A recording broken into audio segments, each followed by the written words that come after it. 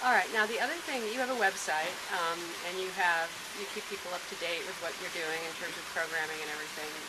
You also have a new blog, Yes.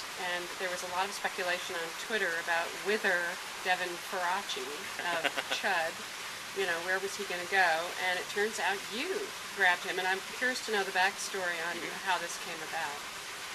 Well, we've been friends with Devin for a while. He came to Fantastic Fest a few years ago, and he enjoyed himself. And we were really like-minded in our sensibilities. And I've just stayed in touch with him. He's come to Austin several times. He comes for South by Southwest.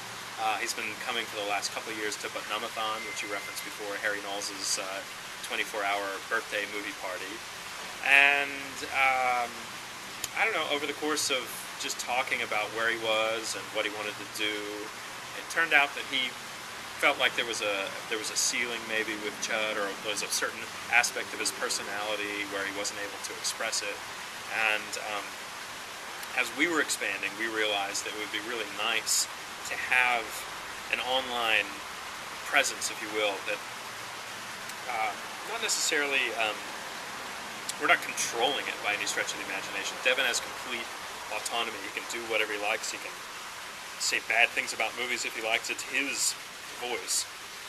But as we're expanding, like with Four Lions, or when we're expanding additional theaters, it would be nice to have fans of Devin and fans of what we're calling Badass Digest in different markets before we get there, and then we can promote the new movie theater, and then the website can help us promote events when we go into new markets. It just seemed like a natural extension of what we're trying to do. I'm looking at... and you're selling ads on that site, I noticed. Yeah. Well, I mean, you have your own ads. I saw Four sure, Lions yeah, I get there. a really good rate on those ads. Well, I mean, we have to. The site costs money, and we have to pay Devin, and so advertising is just the nature of. So how he that works for you, and he's a salaried employee. Yeah. Okay, but he doesn't take that with him when he goes. You could replace him with someone else. I guess theoretically, but yeah. We built it around the personality of Devin. Yeah. So. And he has a big following. Yeah. Okay. And so we're looking at the company now as sort of this, I don't know, umbrella company where there's a theatrical, there's a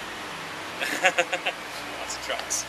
There's the movie theater side, which is the beginning, but maybe it's an all-encompassing sort of entertainment or lifestyle brand that has certain things. Because we have Mondo, which is our company as well, which does limited edition art posters, and we're doing alliances with studios to help in the marketing campaigns.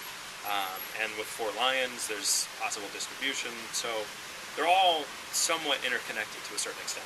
Explain why you felt compelled to get into distribution, which you are smart enough to know is a very challenging and demanding and risky business.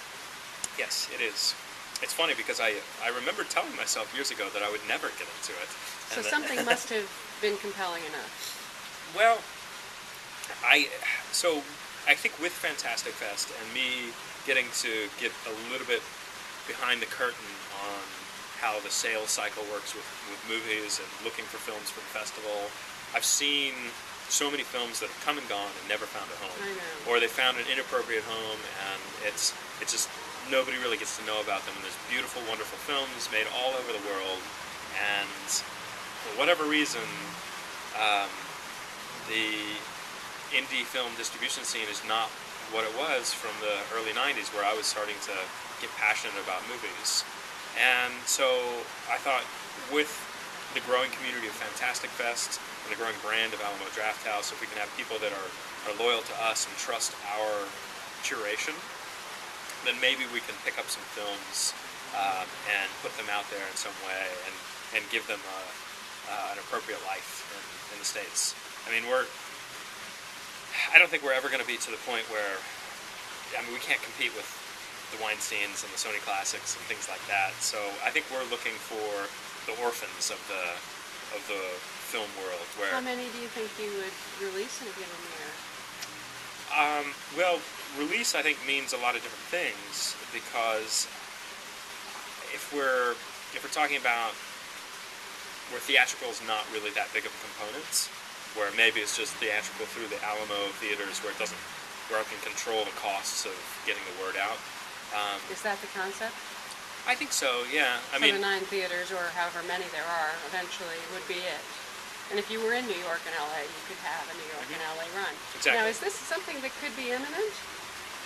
with New York and LA, I mean, we're actively looking. We're not gonna.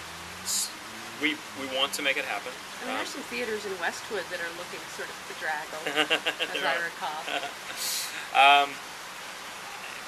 Well, I think if we're gonna take our time and make sure we get the exact right location, the exact right